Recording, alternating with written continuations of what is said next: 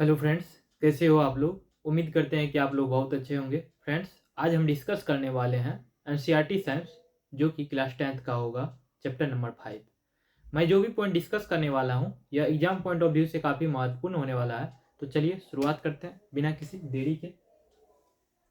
पहला पॉइंट है, विभिन्न जानवरों में स्मॉल इंटेस्टाइन की लंबाई उनके द्वारा खाए जाने वाले फूड के आधार पर भिन्न होते हैं।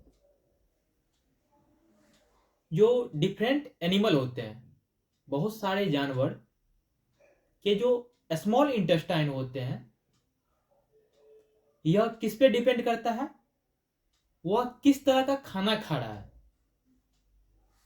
वही चीज लिखा गया है कि विभिन्न जानवरों में स्मॉल इंटेस्टाइन की लंबाई उनके द्वारा खाए जाने वाले फूड के आधार पर भिन्न होता है। जैसा भी एनिमल है, उसका स्मॉल इंटेस्टाइन बड़ा होगा या छोटा होगा, यह डिपेंड करेगा कि वह जानवर क्या खाना खा रहा है। जैसे बहुत सारे जानवर मांसाहारी होते हैं, बहुत सारे जानवर शाकाहारी होते हैं। तो डिपेंड क्या करता है, वह किस तरह का खाना खा रहा है, उसी पे उसका स्मॉल इंटेस्टाइन की लंबाई डिपेंड करेगा। ओके, नेक्स्ट पॉइंट है ग्रास, घास। ग्रास क्या होता है, घास को खाने वाली शाकाहारी जानवरों को सेलुलोज को पचाने के लिए स्मॉल इंटेस्टाइन की आवश्यकता होती है। जो घास खाने वाले शाकाहारी जानवर होते हैं, घास में क्या होता है, सेलुलोज होता है। तो सेलुलोज को पचाने के लिए जो स्मॉल इंटेस्टाइन होता है वह लंबी होता है। मतलब कंपेरेटिवली जो मीट खाने वाले जानवर होते हैं उसके कंपेरेटिवली लंबा होता है, क्योंकि ग्रास में क्या होता है, सेलुलोज होता है, जो कि पचाने में काफी टाइम लगता है। इसलिए जो जानवर शाकाहारी होता है उसके स्मॉल इंटेस्टाइन लंबे होते हैं। ओके, तो इस चीज को ध्यान रखना है, यह एग्जाम पॉइंट ऑफ व्यू से काफी महत्वपूर्ण है। पहला क्वेश्चन आपसे यह पूछ लिया जाएगा कि ग्रास खाने वाले शाकाहारी जानवर डैश को पचाने के लिए लंबी स्मॉल इंटेस्टाइन की आवश्यकता होती है। तो सेलुलोज को पचाने के लिए। ओके, या आपसे क्वेश्चन इस तरह से भी पूछ लिया जाएगा, ग्रास को खाने के लिए, ग्रास को खाने वाली शाकाहारी जानवर को सेलुलोज को पचाने के लिए डैश स्मॉल इंटेस्टाइन की आवश्यकता होती है। तो लंबी स्मॉल इंटेस्टाइन की आवश्यकता होती है। ओके, नेक्स्ट पॉइंट है मीट, मांस पचाने में आसान होता है। मीट जो मांस होता है पचाने में आसान होता है, इसलिए बाघ, टाइगर जैसे मांसाहारी जानवरों की स्मॉल इंटेस्टाइन होती है। जो मीट खाने वाले जानवर होते हैं जैसे कि बाघ, यह जो मांसाहारी जानवर है इसका जो स्मॉल इंटेस्टाइन होता है यह क्या होता है, छोटा होता है। यहां पे स्मॉल इंटेस्टाइन लिखा हुआ है, यहां पे स्मॉल इंटेस्टाइन,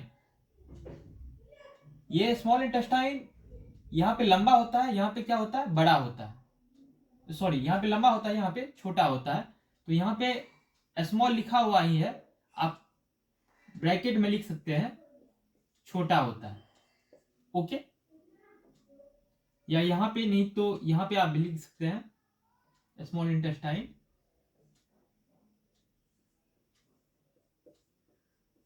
छोटा होता है। ओके, नेक्स्ट पॉइंट है स्मॉल इंटेस्टाइन में कार्बोहाइड्रेट, प्रोटीन और वसा के पूर्ण पाचन का स्थान है। आपसे क्वेश्चन पूछ लिया जाएगा कि स्मॉल इंटेस्टाइन में किसका पूर्ण पाचन होता है। तो कार्बोहाइड्रेट का पूर्ण पाचन होता है, प्रोटीन का पूर्ण पाचन होता है और वसा का पूर्ण पाचन होता है। किसमें, स्मॉल इंटेस्टाइन में। यह भी एग्जाम पॉइंट ऑफ व्यू से काफी महत्वपूर्ण है। डायरेक्ट क्वेश्चन पूछ लिया जाएगा कि कार्बोहाइड्रेट, प्रोटीन और वसा का पूर्ण पाचन कहाँ होता है? तो स्मॉल इंटेस्टाइन में होता है। नेक्स्ट पॉइंट है स्टोमक से आने वाला भोजन अम्लीय होता है, क्योंकि आपको पता है पेट में क्या होता है? HCl, hydrochloric acid. तो स्टोमक से आने वाली भोजन अम्लीय होता है, एसिडिक होता है, और अग्नाशयी एंजाइमों को कार्य करने के लिए इसे अल्कलाइन बनाना पड़ता है। जो अग्नाशयी एंजाइम होते हैं, इसको उस भोजन पे काम करने के लिए उस भोजन को क्या करना पड़ता है? अल्कलाइन बनाना पड़ता है, मतलब बेसिक बनाना पड़ता है, बेसिक अल्कलाइन या क्षारीय बनाना पड़ता है। ओके। नेक्स्ट पॉइंट है फैट्स। आंत में बड़ी गोलियों के रूप में मौजूद होती है। जो फैट्स, वसा, आंत में बड़ी गोलियों के रूप में मौजूद होती है, जिससे एंजाइम के लिए उन पर कार्य करना मुश्किल हो जाता है। ओके। नेक्स्ट पॉइंट है पेनक्रियाज। अग्नाशयी रस, पेनक्रियाज अग्नाशयी रस को स्राव करता है। जो पेनक्रियाज है यह अग्नाशयी रस को स्राव करता है। ओके। जिसमें प्रोटीन को पचाने के लिए ट्रिप्सिन और पाइसीकारी वसा को तोड़ने के लिए लैपेज जैसे एंजाइम होते हैं। जो पेनक्रियाज होता है यह अग्नाशयी रस का स्राव करता है, और दूसरी बात, जिसमें प्रोटीन को पचाने के लिए क्या? ट्रिप्सिन। प्रोटीन को पचाने के लिए क्या? ट्रिप्सिन। यह पॉइंट को ध्यान रखना है। और पाइसीकारी वसा को तोड़ने के लिए लैपेज जैसे एंजाइम की आवश्यकता होती है। तो आपसे क्वेश्चन पूछ लिया जाएगा कि प्रोटीन को पचाने के लिए किस तरह के एंजाइम की आवश्यकता होती है? तो ट्रिप्सिन। और पाइसीकारी वसा को तोड़ने के लिए किस तरह के एंजाइम की आवश्यकता होती है? लैपेज की। ओके। नेक्स्ट पॉइंट है स्मॉल इंटेस्टाइन की दीवारों में ग्रंथियां होती है। जो स्मॉल इंटेस्टाइन होते हैं, इसके वाल्स, दीवार में क्या होती है? ग्रंथियां होती है, जो आंतों के रस को स्राव करती है। इसमें मौजूद प्रोटीन को एमिनो एसिड, इसी को ध्यान रखना है, इंपॉर्टेंट है। प्रोटीन को किसमें? एमिनो एसिड में, और जटिल कार्बोहाइड्रेट को ग्लूकोज में। ओके, यह भी इंपॉर्टेंट है। कार्बोहाइड्रेट, जटिल कार्बोहाइड्रेट को किसमें? ग्लूकोज में।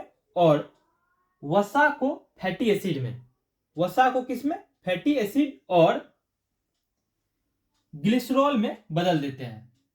तो इसी को ध्यान रखना है। स्मॉल इंटेस्टाइन की दीवारों में ग्रंथियां होती है, जो आंतों के रस को स्राव करती है। इसमें मौजूद, जो स्मॉल इंटेस्टाइन में मौजूद होते हैं क्या? प्रोटीन, इसको एमिनो एसिड में कन्वर्ट करते हैं, और जटिल कार्बोहाइड्रेट को ग्लूकोज में, और वसा को फैटी एसिड में और ग्लिसरॉल में बदल देते हैं। ओके, तो इसको ध्यान रखना है। नेक्स्ट पॉइंट है स्मॉल इंटेस्टाइन की अंदरूनी, यह भी इंपॉर्टेंट है, तो ध्यान रखना है। स्मॉल इंटेस्टाइन की अंदरूनी परत में कई उंगली जैसे उभार होते हैं। स्मॉल इंटेस्टाइन के अंदरूनी परत में कई उंगली जैसे उभार होते हैं, जिन्हें क्या कहा जाता है? विली कहा जाता है। इंपॉर्टेंट फैक्ट है, तो इसको ध्यान रखना है। जो अवशोषण के लिए सतह क्षेत्र को बढ़ाता है। यह विली क्या करता है? अवशोषण, एब्जॉर्प्शन के लिए सरफेस एरिया, सतह क्षेत्र को क्या करता है? बढ़ाता है। स्मॉल इंटेस्टाइन की अंदरूनी परत में कई उंगली जैसे उभार होते हैं, जिन्हें क्या कहा जाता है? विली कहा जाता है, जो अवशोषण के लिए सतह क्षेत्र को बढ़ाता है। ओके, तो इसको ध्यान रखना है। तो thank you friend, hope you will learn something new. Thank you for watching this video.